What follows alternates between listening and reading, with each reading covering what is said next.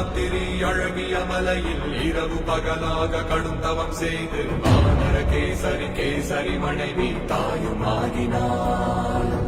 வாயுவின் மகனாய் பிறந்தானே, அஷ்ட சித்தியை அடைந்தானே, அஞ்சனாவின் புதல்வன் ஹனுமான் பாரடா.